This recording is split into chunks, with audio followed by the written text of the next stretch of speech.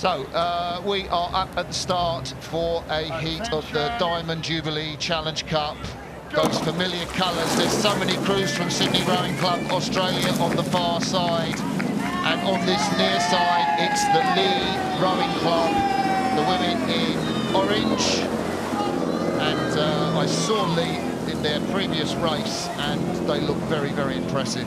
They do, but their steering leaves a lot to be desired here. I wouldn't be surprised if the umpire chooses to get involved. Steering into the middle of the course, certainly stretching the definition of what their lane looks like. But I spent a lot of time watching this Sydney crew, both here and at the Henley Women's Regatta, where they split into doubles, and they've got a ferocious opening phase on full display here on the Thursday evening of Henley Royal Regatta, and they've got what looks like nearly a length as they lead behind the shadows of Temple Island. It's a tough ask for the Lea, isn't it? And it's interesting, the Sydney Rowing Club crew, coached by Felix Dew, who I seem to recall he used to coach at Multi-Boat Club. He did indeed, yeah, under the stewardship of Don Sheck as well, who's come over again with Sydney. They just love this regatta, Martin. They're always here whenever they can, and whenever they do travel, they come from Australia bringing the very best of junior and under-23 talent. So this was the picture at the start. We're now joining the race live. On the right of your picture, it's the young women from Sydney Rowing Club of Australia.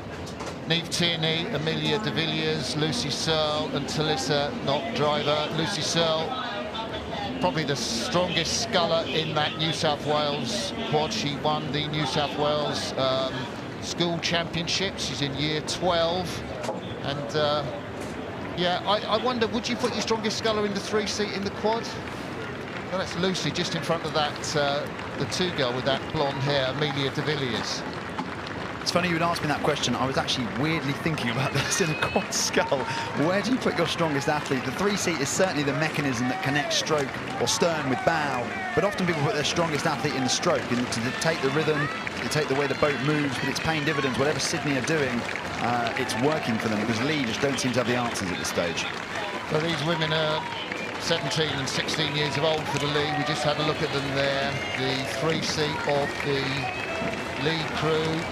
Innes, she's the daughter of Libby Ayres, an Oxford Blue who rode the Atlantic. That's sensational to row the Atlantic. And her niece of Annabelle Ayres, of course, the famous British oarswoman. But let's not detract from Sydney Rowing Club, paddling across the line. A comfortable victory from those 4 women who rowed out on the Parramatta River in Sydney. Lea Rowing Club coming behind. And Sydney will go on to race the winner of Henley or Shiplake College B.